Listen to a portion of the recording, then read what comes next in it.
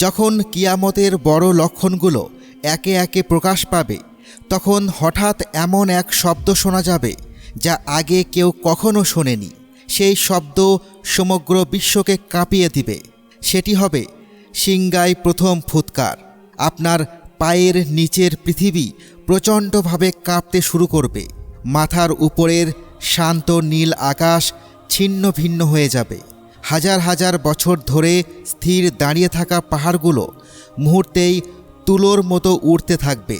উত্তাল সমুদ্রের ঢেউ পাহাড়ের সমান উঁচু হয়ে উপকূলে আছড়ে পড়বে, আর আকাশের অগণিত নক্ষত্রগুলো একে একে খসে পড়বে।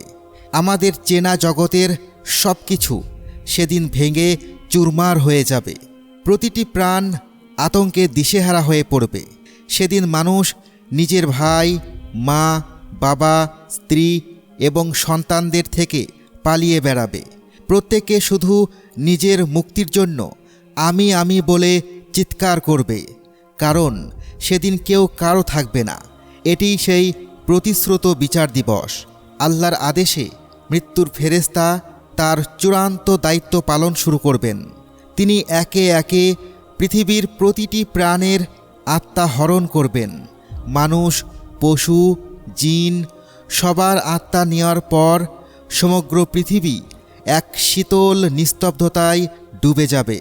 কিন্তু এখানেই শেষ নয়। এবার ফেরেশতাদেরও তাদের প্রভুর কাছে ফিরে যেতে হবে। একে একে জিব্রাইল, মিকাইল, ইসরাফিলের মতো মহান ফেরেশতাদের রূহ কবজ করা হবে। অবশেষে মৃত্যুর ফেরেশতা এক শূন্য প্রাণহীন মহাবিশ্বে একাকী দাঁড়িয়ে থাকবেন। তখন আল্লাহ আদেশ দিবেন, হে মৃত্যুর ফেরেশতা, তুমিও মৃত্যুবরণ করো। মৃত্যুর ফেরেশতা বলবেন, হে আমার রব, আপনার ক্ষমতার শপথ, আমি যদি জানতাম রূহ কবজের যন্ত্রণা এত তীব্র, আমি কখনোই এই দায়িত্বের জন্য আপনার কাছে মিনতি করতাম না। এ কথা বলে তিনিও মৃত্যুর কোলে ঢলে পড়বেন। তখন কেবল আল্লাহ একাই থাকবেন। তিনি ঘোষণা করবেন, আজ রাজত্ব কার? কোনো উত্তর আসবে না। তখন তিনি নিজেই উত্তর দিবেন, একক এবং মহাপরাক্রমশালী আল্লাহর। কিছুকাল পর আল্লাহর হুকুমে হজরত ইসরাফিল আলাইহিসসালামকে পুনরায় জীবিত করা হবে এবং আবার সিংগায় ফুঁক দেওয়ার আদেশ দেওয়া হবে। দ্বিতীয় ফুঁকটি হবে পুনরুত্থানের জন্য। সেই শব্দের সাথে সাথেই কবরগুলো ফেটে যাবে এবং শত শত বছরের ধুলোয় ঢাকা দেহগুলো আবার জীবন্ত হয়ে উঠে দাঁড়াবে। হজরত আদম আলাইহিসসালাম থেকে শুরু করে পৃথিবীর শেষ মানুষটি পর্যন্ত সবাই জীবিত হয়ে উঠবে। তারা হতবাক হয়ে কাঁপতে কাঁপতে নিজেদের শরীর থেকে মাটি ঝাড়তে থাকবে। সেদিন আল্লাহ পৃথিবীকে একটি নতুন ভূমিতে রূপান্তরিত করবেন, এক বিশাল সাদা ও সমতল ময়দানে, যেখানে লুকানোর জন্য কোনো ছায়া বা আশ্রয় থাকবে না। এটিই হাসরের ময়দান। সমস্ত মানবজাতিকে তাদের নবীর পেছনে একত্রিত করা হবে এবং সবচেয়ে বড় দলটি হবে নবী মুহাম্মদ সাল্লাল্লাহু আলাইহি ওয়াসাল্লামের উম্মতের, যাদের চেহারা আলোয় ঝলমল করবে। যখন মানবজাতি এই বিশাল মাঠে জড়ো হবে, তখন এক ভয়ঙ্কর দৃশ্য দেখা যাবে। সূর্যকে আকাশ থেকে নামিয়ে মানুষের মাথার মাত্র 1 বিঘত উপরে আনা হবে। এর উত্তাপ হবে অসহনীয়। মানুষ নিজের পাপ অনুযায়ী ঘামতে শুরু করবে। কারো ঘাম গোড়ালি পর্যন্ত পৌঁছাবে, কারো হাঁটু পর্যন্ত, আবার কেউ কেউ নিজের ঘামের সমুদ্রে পুরোপুরি ডুবে যাবে। তবে সবাই এই যন্ত্রণায় থাকবে না। আল্লাহ বিশেষ কিছু ব্যক্তিকে তার আরশের ছায়ায় আশ্রয় দিবেন।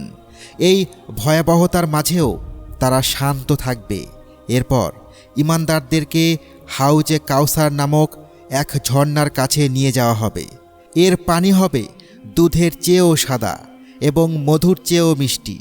আমাদের প্রিয় নবী মুহাম্মদ সাল্লাল্লাহু আলাইহি ওয়াসাল্লাম ব্যক্তিগতভাবে তার অনুসারীদের এই পানি পান করাবেন, আর যে একবার এই পানি পান করবেন সে আর কখনোই তৃষ্ণার্ত হবেন না। বিচারের জন্য দীর্ঘ অপেক্ষায় মানুষ ক্লান্ত হয়ে নবীদের কাছে সুপারিশের জন্য ছুটে যাবে। তারা আদম, নূহ, ইব্রাহিম, মুসা এবং ঈসা আলাইহিসসালামের কাছে যাবে, কিন্তু প্রত্যেককেই আল্লাহর ভয়ে সেদিন সুপারিশ করতে অপারগতা প্রকাশ করবেন। অবশেষে সবাই নবী মুহাম্মদ সাল্লাল্লাহু আলাইহি ওয়াসাল্লামের কাছে আসবেন এবং তিনি বলবেন, আমিই এর জন্য। তিনি আল্লাহর আরশের সামনে সিজদায় পড়ে যাবেন।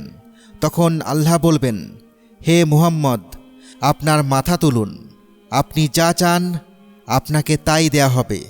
সুপারিশ করুন, আপনার সুপারিশ গ্রহণ করা হবে। নবীজি সাল্লাল্লাহু আলাইহি ওয়াসাল্লাম শুধু চাইবেন, আমার উম্মত, আমার উম্মত। এর সাথেই বিচার শুরু হবে। আকাশ থেকে কোটি কোটি আমলনামা উড়ে আসতে থাকবে। যারা তাদের আমলনামা ডান হাতে পাবে তাদের হৃদয় আনন্দে ভরে উঠবে। তারা চিৎকার করে বলে উঠবে, এই নাও আমার আমলনামা পড়ো। কিন্তু যারা তাদের আমলনামা বাম হাতে বা পিঠের পেছন দিক থেকে পাবে তারা ভয় ও অনুশোচনায় চিৎকার করে বলবে, হায় হায়, আমাকে যদি আমার আমলনামা দেওয়াই না হতো। তখন হাসরের ময়দানের কিছু ভয়ঙ্কর রহস্য স্পষ্ট হতে শুরু করবে। যে নারীদের আগুনের পোশাক পরানো হয়েছিল তারা ছিল দুনিয়াতে নিজেদের শরীর প্রদর্শন করে সমাজে অশ্লীলতা ছড়িয়েছিল। যাদের মুখ থেকে রক্ত ঝরছিল তারা ছিল সুদখোর, যারা প্রতারণার মাধ্যমে অন্যের সম্পদ অন্যায়ভাবে ভক্ষণ করেছিল। পিঁপড়ার মতো ক্ষুদ্র আকৃতির মানুষগুলো ছিল অহংকারী, যারা পৃথিবীতে গর্বের সাথে চলত এবং অন্যদের তুচ্ছ মনে করত। সকলের বিচার শেষ হওয়ার পর আসবে সবচেয়ে কঠিন পর্যায়, সিরাত। এটি জাহান্নামের উপর স্থাপিত একটি সেতু, যা চুলের চেয়েও চিকন এবং তরবারির চেয়েও ধারালো। প্রত্যেককে এই সেতু পার হতে হবে। পৃথিবীতে করা আপনার ভালো কাজই হবে সেদিন আপনার পার হওয়ার গতি। কেউ বিদ্যুতের গতিতে পার হবে, কেউ বাতাসের গতিতে পার হবে, আবার কেউ কেউ হামাগুড়ি দিয়ে পার হবে, আর অনেকেই পা পিছলে জাহান্নামের অতল গহ্বরে নিক্ষিপ্ত হবে। সেদিন আপনার আমলই হবে আপনার পথের আলো। এই ভয়ঙ্কর সেতু পার হওয়ার পরে রয়েছে পরম শান্তির জায়গা, জান্নাত।